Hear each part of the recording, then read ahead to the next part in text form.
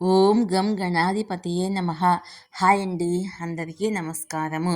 October 2 సూర్యగ్రహణము మరియు సర్వపితృ అమావాస్య.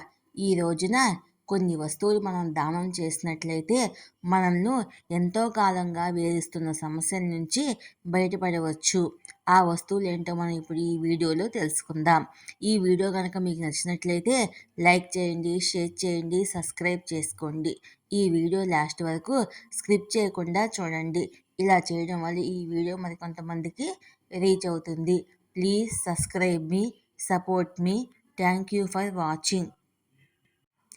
సర్వపితృ అమావాస్య మరియు సూర్యగ్రహణం నాడు మనం కొన్ని వస్తువులను దానం చేయడం వల్ల చాలా పవిత్రమైనదిగా భావిస్తారు. వీటిని దానం చేయడం వల్ల పితృదేవతల సుఖ సంతోషాలతో ఉంటారని, జీవితంలో సుఖశాంతులు కలుగుతాయని నమ్ముతారు. పితృ అమావాస్య సూర్యగ్రహణం రోజు మనం ఏ వస్తువులను దానం చేయాలి? హిందూ మతంలో అమావాస్య తిథి ప్రత్యేక ప్రాముఖ్యత ఉంది.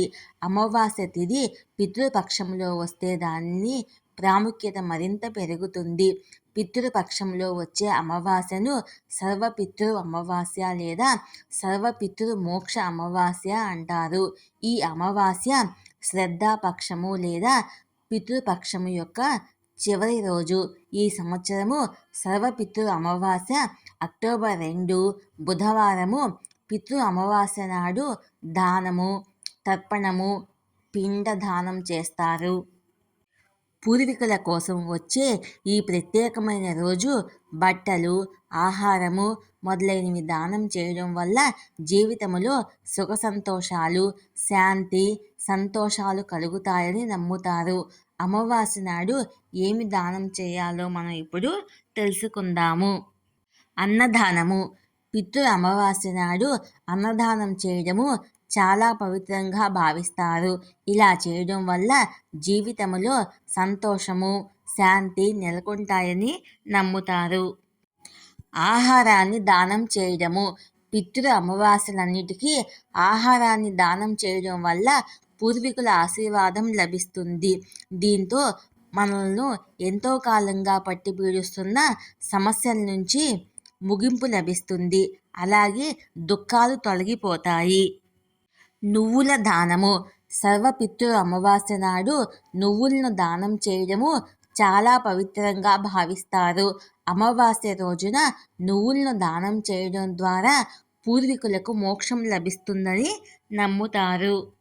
పండ్లు.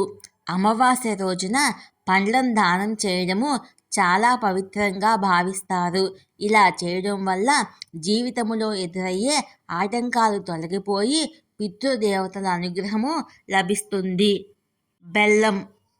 పితృ అమావాస్య నాడు బెల్లం దానం చేయాలి. ఇలా చేయడం వల్ల పూర్వీకులు తృప్తి చెందుతారని, వారి వారసులను ఆశీర్వదిస్తారు. సర్వపితృ అమావాస్య నాడు బ్రాహ్మణులకు ఏమి దానం చేయాలి? సర్వపితృ అమావాస్య నాడు శ్రాద్ధం, తర్పణం చేసిన తర్వాత బ్రాహ్మణులకు పాత్రలు, పండ్లు, ధాన్యాలు, పచ్చి కూరగాయలు, ధోతి, డబ్బు, స్వీట్లు మొదలైనవి దానం చేయాలి. ఈ వీడియో కనుక మీకు నచ్చినట్లయితే లైక్ చేయండి, షేర్ చేయండి, సబ్స్క్రైబ్ చేసుకోండి. Please subscribe me, support me. Thank you for watching.